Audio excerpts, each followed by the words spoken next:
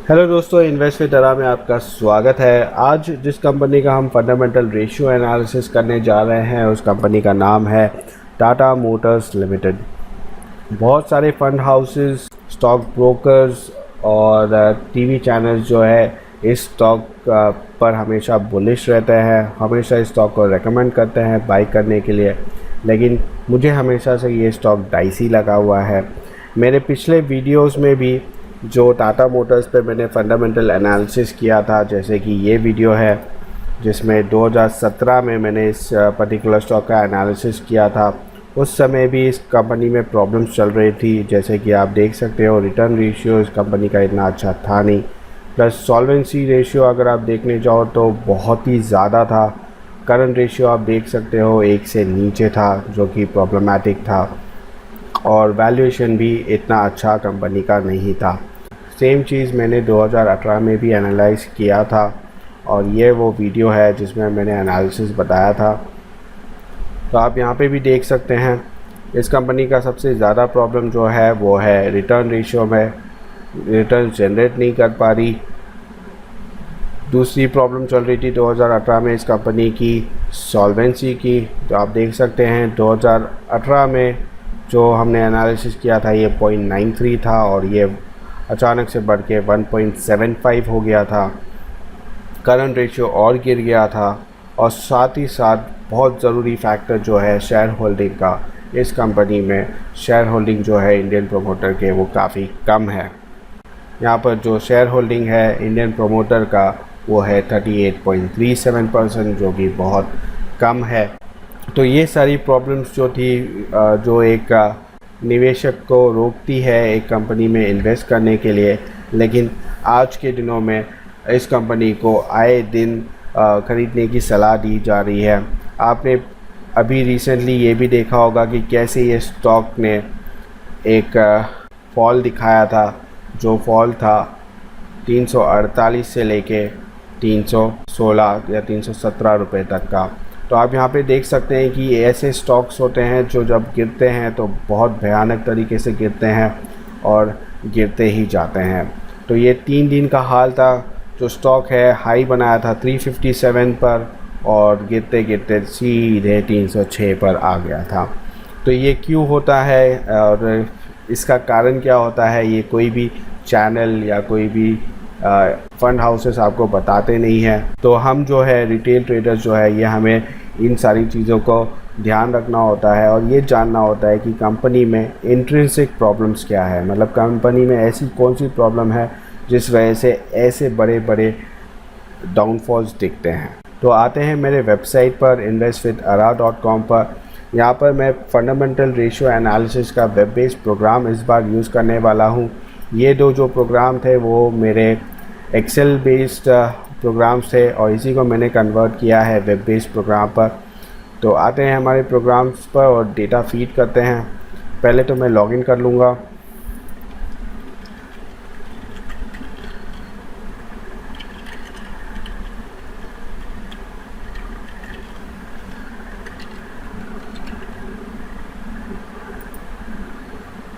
ठीक है, मैंने लॉगिन कर लिया है। आप यहाँ पे देख सकते हैं ये मेरा डैशबोर्ड है, और क्योंकि मेरे वॉलेट में पैसे आपको दिख रहे हैं तो आपको यहाँ पे एक स्टॉक कैलकुलेटर का एक ऑप्शन भी दिखाई दे रहा है।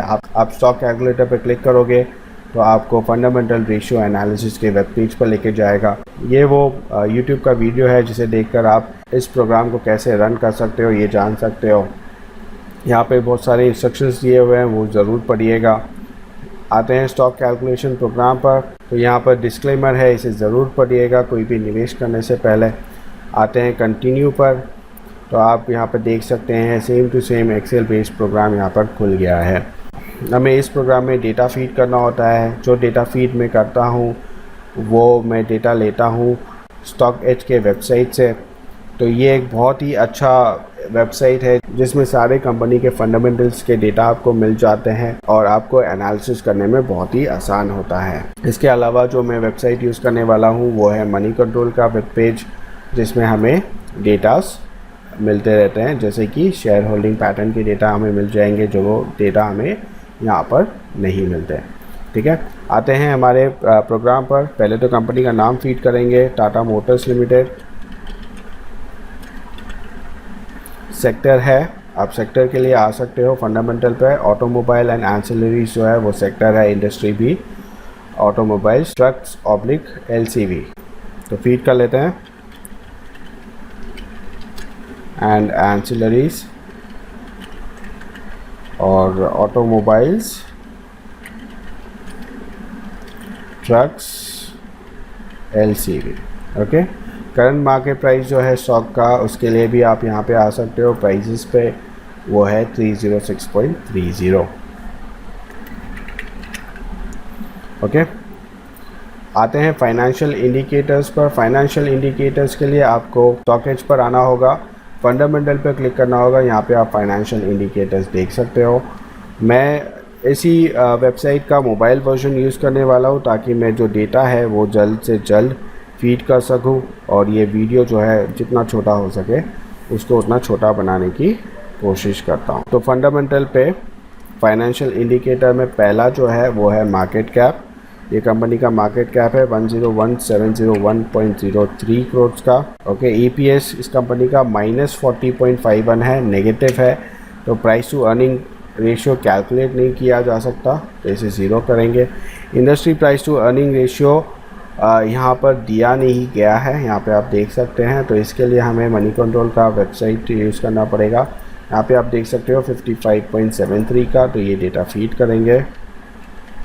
बुक वैल्यू पर शेयर है कंपनी का 166.02, प्राइस टू बुक वैल्यू है 1.84। डिविडेंड कंपनी देती नहीं है, और फेस वैल्यू है कंपनी की 2, और नंबर ऑफ़ शेयर्स जो सब्सक्राइब हो रखे हैं वो है 332.03 करोड़। अब आते हैं इसके टेक्निकल इंडिकेटर पर, जान लेते हैं 52 वीक हाई और 52 वीक लो क्या है। इसके लिए आपको आना होगा टेक्निकल्स के टैब पर, और यहाँ पे लेवल्स पे क्लिक कीजिए और 52 वीक हाई पर क्लिक कीजिए। तो इस कंपनी का हाई रहा है 360.65 का, 52 वीक लो रहा है 100.65 का। डिलीवर्ड क्वांटिटी के लिए आपको आना होगा डिलीवरीज़ पर। यहाँ पे आप देख सकते हैं 27.8% की डिलीवरी है। रिलेटिव स्ट्रेंथ इंडेक्स अगर आप देखने जाए तो टेक्निकल इंडिकेटर्स पे आइएगा, यहाँ पे इंडिकेटर्स पे क्लिक कीजिए तो आपको पता चलेगा कि जो RSI है वो 32.04 पर है। मनी फ्लो इंडेक्स है 23.38 पर। मूविंग एवरेज कन्वर्जेंस डाइवर्जेंस है -1.95 पर, और स्टॉकेस्टिक ट्रेल कर रहा है 11.66 पर। इसके बाद हम आएंगे फंडामेंटल रेशियो में। पहला जो रेशियो है रिटर्न रेशियो। रिटर्न रेशियो के लिए आपको फंडामेंटल पर क्लिक करना होगा, रेशियोज़ पे आना होगा। तो आप यहाँ पे देख सकते हैं रिटर्न रेशियो के पैरामीटर्स। इसमें पहला जो है वो है रिटर्न ऑन एक्विटी का, जो कि कंपनी का रहा है -22.17%, यानी कि इनका रिटर्न ऑन इक्विटी घटा है 22%। इसके बाद रिटर्न ऑन कैपिटल एम्प्लॉयड जो कंपनी का है वो है -1.27%, और रिटर्न ऑन एसेट्स है -3.97%। आते हैं एफिशिएंसी रेशियो पर, जान लेते हैं कि कंपनी के ऑपरेशंस कैसे हैं। तो एबिटा मार्जिन जो है कंपनी का वो है 13.98। एफिशिएंसी रेशियो के लिए भी आपको यहाँ पर ड्रॉप डाउन मेनू पे क्लिक करना है और एफिशिएंसी रेशियो पे आ सकते हो आप। अब यहाँ पे हम आएंगे एबिट मार्जिन पर। एबिट मार्जिन भी घटा है -0.95%, और पैट मार्जिन घटा है -5.21%। तो पैट मार्जिन आप देख सकते हो 2017 में 2.21% था, और 2019 में वो बहुत ज़्यादा घट गया, -9.58 पर आ गया। और अभी कंपनी थोड़ा इम्प्रूव कर पाई है, लेकिन इस साल फिर से इनका पैट मार्जिन जो है वो घटा है। अगर हम इसे वैल्यू टर्म्स में देखने जाए तो 6,000 करोड़ का प्रॉफिट हुआ करता था 2017 में। तो यही चीज़ 2019 में उन्हें 28,933 करोड़ का घाटा हुआ। 2020 में उन्होंने अपना घाटा कवर किया है और आए हैं 10,975 करोड़ के घाटे पर, और ये साल फिर से इनका घाटा बढ़ा हुआ है जो कि है 13,016 करोड़ का। अब यहाँ पर आप टोटल सेल्स भी देख सकते हो। कंपनी का टोटल सेल्स जो है 2017 के कंपैरिजन घटा है, लेकिन आप यहाँ पे देख सकते हो कि नेट प्रॉफिट जो है वो तो बहुत ही बुरी स्थिति में है। आते हैं अर्निंग्स पर शेयर पर। इस कंपनी का अर्निंग पर शेयर रहा है -35.13 का। एसेट टर्नओवर रेशियो है 0.76 का। डेज ऑफ रिसीवेबल्स है 17.43 डेज़ का। डेज ऑफ पेबल्स है 102.53 डेज़ का। और डेज ऑफ इन्वेंट्री है 53.73 डेज़ का। ठीक है, अब आते हैं ग्रोथ रेशियो पर। ग्रोथ रेशियो में पहला रेशियो है नेट सेल्स ग्रोथ का, जो कि घटा है 4.32%। एबिटा ग्रोथ बढ़ा है 66.65%। नेट प्रॉफिट ग्रोथ घटा है -18.6% और EPS ग्रोथ जो है वो घटा है 4.7%। तो आप यहाँ पे देख सकते हैं ग्रोथ रेशियो भी काफ़ी बुरी हालत में है इस समय पर। आते हैं सॉल्वेंसी रेशियो पर, जानते हैं सॉल्वेंसी कैसा है इस कंपनी का। सॉल्वेंसी रेशियो के लिए आपको यहाँ पर ड्रॉप डाउन मेन्यू में सॉल्वेंसी रेशियो सेलेक्ट करना होगा और आप यहाँ पे देख सकते हैं कि इस साल का जो सॉल्वेंसी है कंपनी का वो है 2.46। अब अगर हम इसे देखने जाए तो यहाँ पे आप देख सकते हैं 2017 में 1.35 का इनका डेब्ट टू इक्विटी रेशियो था, जो बढ़ के 2.46 हो गया है। अगर हम देखने जाए और विश्लेषण करने जाए तो देख सकते हैं टोटल डेब्ट जो था कंपनी का 2017 में वो था 78,603 करोड़, जो कि बढ़ा 2018 में 88,950 करोड़ हुआ। 2019 में और बढ़ गया 1,06,000 करोड़ का। 2020 में 1,18,000 करोड़ और 2021 में 1,35,000 यानी कि 1,36,000 करोड़ का डेब्ट लिए चल रही है कंपनी। तो इस वैल्यू को देखकर ही एक निवेशक को पता चल जाना चाहिए कि वो कितने रिस्की इंस्ट्रूमेंट में अपना पैसा लगाने जा रहा है। अगर कंपैरिजन करें 80 करोड़ का डेब्ट अगर कंसिडर करें तो उसी के ऑपोजिट इनका नेटवर्थ था 60,000 करोड़ का। सेम चीज़ अगर देखने जाए डेब्ट बढ़ता गया है लेकिन इनका नेटवर्थ घटता गया है। 58,000 करोड़ से 55,000 करोड़ पर इनका नेटवर्थ रह गया है। तो आप ये सोचिए कि एक कंपनी जिस पर 1,36,000 करोड़ का डेब्ट है और उसका नेटवर्थ 55,000 करोड़ का है, तो क्या आप इस कंपनी में निवेश करना चाहेंगे? ये जो क्वेश्चन है ये आपको अपने आप से पूछना होता है। इंटरेस्ट कवरेज रेशियो पर आते हैं तो इंटरेस्ट कवरेज रेशियो इस कंपनी का रहा है -0.29। तो ये क्या बताता है? तो ये चीज़ बताता है कि जो इन्होंने डेब्ट ले रखा है, लोन ले रखा है, उसका इंटरेस्ट पेमेंट ये कर पा रहे हैं या नहीं। तो इंटरेस्ट पेमेंट जो है वो 8,097 करोड़ का है, लेकिन इनका अर्निंग्स जो है वो नेगेटिव में है, तो इन्हें प्रॉब्लम्स हो रही है। 3.2 से ये घटते घटते -0.29 पर आ गया है। हालांकि पिछले 2 साल के आधार पर ये सुधरा है, लेकिन फिर भी इस समय तो इस कंपनी की स्थिति अच्छी नहीं है। करंट रेशियो जो है कंपनी का 2017 से काफ़ी डिप्रिशिएट हुआ है और वो अभी 0.93 पर है। तो ये फीड कर लेते हैं। आते हैं कैश फ्लो रेशियो पर। कैश फ्लो रेशियो के लिए भी आपको फिर से उसी टैब पर जाना है, ड्रॉप डाउन मेनू पर, और कैश फ्लो रेशियो सेलेक्ट करना है। तो इस समय जो कैश फ्लो रेशियो चल रहा है वो है 75.74 कैश फ्लो पर शेयर है और -25.51 जो है वो है फ्री कैश फ्लो पर शेयर। आते हैं वैल्यूएशन रेशियो पर, जानते हैं वैल्यूएशन कैसा है कंपनी का। इसके लिए भी आपको वैल्यूएशन पे आना होगा। इसमें पहला जो है वो है price to earning ratio company का। क्योंकि इनका अर्निंग नेगेटिव में है तो price to earning ratio calculate नहीं किया जा सकता, इसे हम 0 फीड करेंगे। प्राइस टू बुक रेशियो जो है वो है 2.09। Price to cash flow ratio है 3.99।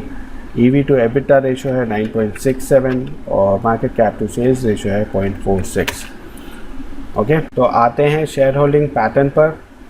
देख लेते हैं इंडियन प्रोमोटर के पास कितने शेयर्स पड़े हुए हैं, क्या ये पिछले साल के आधार पर बढ़े हैं या घटे हैं। तो इसके लिए भी आपको टाटा मोटर्स के स्टॉक एक्सचेंज के वेबसाइट पर आना होगा, शेयर होल्डिंग पे क्लिक करना होगा। तो आप यहाँ पे देख सकते हैं इंडियन प्रोमोटर के पास सिर्फ और सिर्फ 46.41% शेयर्स हैं, जो कि एक तरीके से अच्छा नहीं माना जाता। तो यहाँ पे 46.41 फीड करेंगे। इस कंपनी में कोई फॉरेन प्रोमोटर है नहीं, ठीक है, तो ये वैल्यू जो है वो 0 फीड करेंगे। अब ये देख लेते हैं कि क्या ये जो इंडियन प्रमोटर है उन्होंने अपने शेयर्स बैंक को गिरवी रखे हैं या नहीं, जिसे हम प्लेज शेयर होल्डिंग बोलते हैं। इसके लिए हम मनी कंट्रोल के वेब पेज पर आएंगे, यहाँ पे शेयर होल्डिंग पर क्लिक करेंगे। अब यहाँ पे देख सकते हैं कि इस कंपनी ने अपने शेयर्स भी प्लेज कर रखे हैं। आपको कितने नेगेटिव पॉइंट्स चाहिए इस कंपनी में निवेश नहीं करने के लिए, वो सारे इस पर्टिकुलर स्टॉक में है। तो आप यहाँ पे देख सकते हो मार्च 2021 में इन्होंने 1.82% शेयर्स प्लेज कर रखे हैं।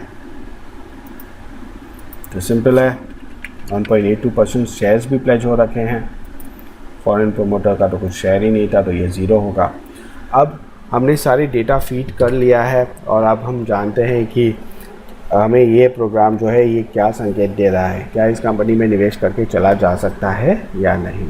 टर्म्स एंड कंडीशंस के चेक बॉक्स पर क्लिक करेंगे, सबमिट करेंगे, तो आपका ये पूरा एनालिसिस बिल्कुल 1 सेकेंड के अंदर आपके पास आ जाता है। ठीक है, आप फाइनेंशियल इंडिकेटर्स अगर देखने जाए तो फाइनेंशियल इंडिकेटर्स इतने अच्छे हैं नहीं, क्योंकि ईपीएस ही नेगेटिव है। टेक्निकल इंडिकेटर देखने जाए तो इस समय हमें इस कंपनी में निवेश करके नहीं चलना चाहिए, ये हमें टेक्निकल आंकड़े बता रहे हैं। तो टेक्निकल चार्ट का एनालिसिस करोगे तो आपको समझ में आएगा कि आपको इस कंपनी में इस समय पर निवेश करना चाहिए या नहीं। आते हैं रिटर्न रेशियो। इतने सारे रेड सिग्नल देखने के बाद आपको ये समझ में ही आ गया होगा कि हमें जो फाइनल सिग्नल मिलने वाला है वो भी रेडी होगा। रिटर्न रेशियो देखिए, इस कंपनी का काफ़ी बुरी स्थिति में है और इसलिए हमें होल्ड करने का सिग्नल दिया हुआ है। पिछले बार की तरह भी जो हमारा एफिशिएंसी रेशियो है इस कंपनी का वो ठीक ठाक लग रहा है, लेकिन इतना अच्छा नहीं माना जाएगा क्योंकि पैट मार्जिन जो है वो -5.21% है।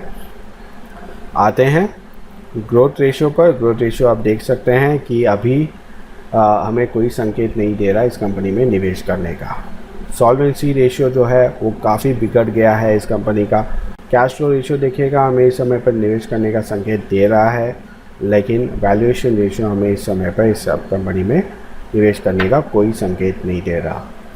इंडियन प्रोमोटर के शेयर होल्डिंग भी इस कंपनी में बहुत कम है। इसका मतलब यही है कि अगर इंडियन प्रोमोटर जो प्रोमोटर है कंपनी का, उसे अपनी कंपनी पे विश्वास नहीं है, तो एक रिटेल निवेशक इस कंपनी पे विश्वास कैसे कर सकता है। तो इस समय इस कंपनी में हमें जो संकेत मिला हुआ है वो होल्ड का मिला हुआ है, यानी कि इस कंपनी में इस समय पर निवेश करके नहीं चलना चाहिए। हमें इससे भी बहुत अच्छी कंपनीज मिल जाएगी, वो भी अच्छे रेट पर, जिसके बढ़ने के चांसेस ज़्यादा है। आशा करता हूँ कि आपको ये वीडियो पसंद आया होगा। अगर आपको ये वीडियो पसंद आया है तो ज़रूर लाइक, शेयर और सब्सक्राइब कीजिएगा। Thank you.